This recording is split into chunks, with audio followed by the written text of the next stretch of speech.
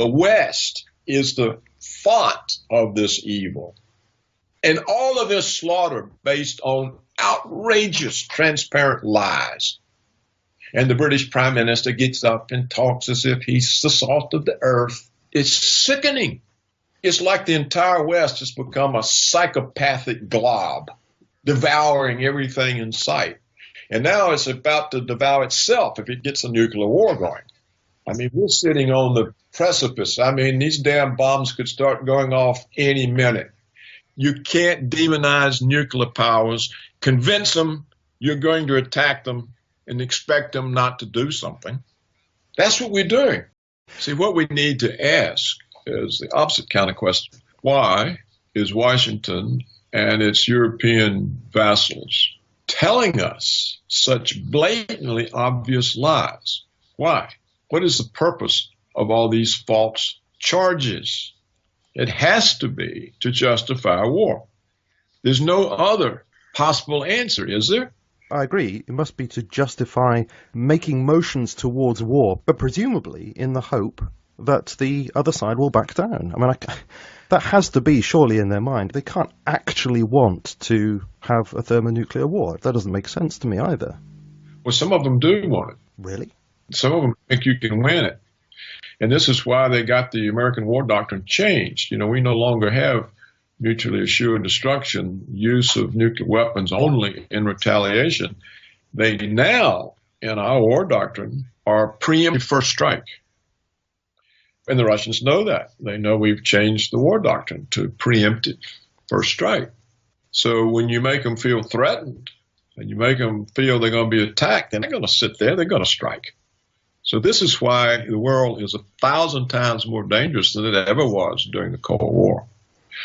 So we have to come back to the question that needs to be asked to the BBC, to British Prime Minister, to everybody. Why are you telling us these lies? Why are you creating conflict? What is the purpose? Okay, so you can't think then of anything that is going to stop this continual neocon push towards the edge of war? Nothing to stop it but the Europeans. The European political parties have got to say, you know, the Americans, they've already ruined us with sanctions because all of our firms and farmers, everybody have been hurt because can't do business with Russia. And now they're going to drag us into a war with Russia. What do we get out of that except death and destruction? And yeah, we like all the bagfuls of money that the Americans give us, but you can't spend it if you're vaporized.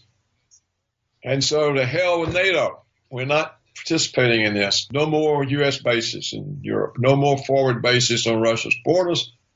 We don't want anything else to do with you. Go home. Because if we let you stay here, we're going to all be dead. D-E-A-D. And until the leaders in Europe can reach that conclusion, there's nothing can be done.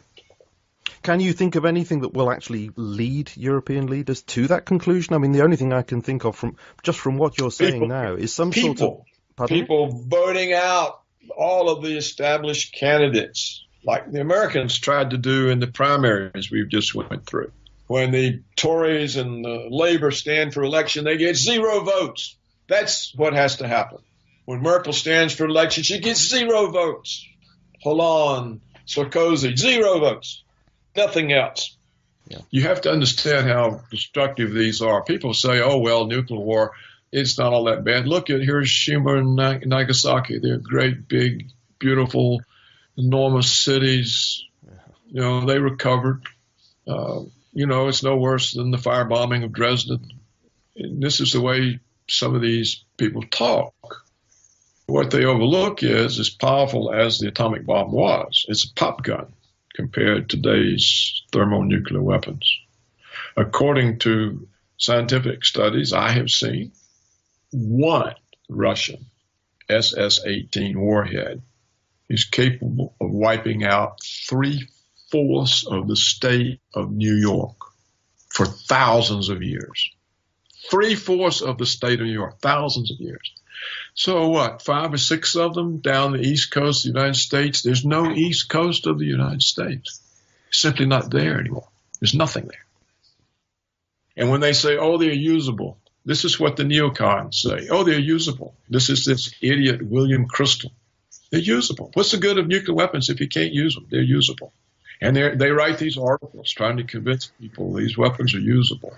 Perhaps they've at last created their own myth. They believe their own propaganda, that they can create the truth. Isn't this a neocon idea?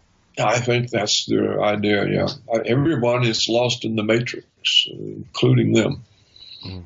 And so there's no turning back once these weapons go off. You can't go back and fix the situation. It's not fixable. You don't rebuild after these things go off. Therefore, when you create tension between powers that are armed like this, you are the most irresponsible, reckless person. And you certainly don't belong in public office.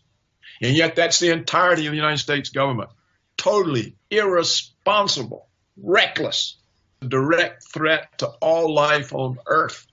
And people tolerate this. People need to understand the threat. There's no greater threat other than, the sun going out or some huge comet hitting Earth and wiping it out. Indeed. This is an Armageddon scenario that you are. It's an Armageddon scenario that they have brewed up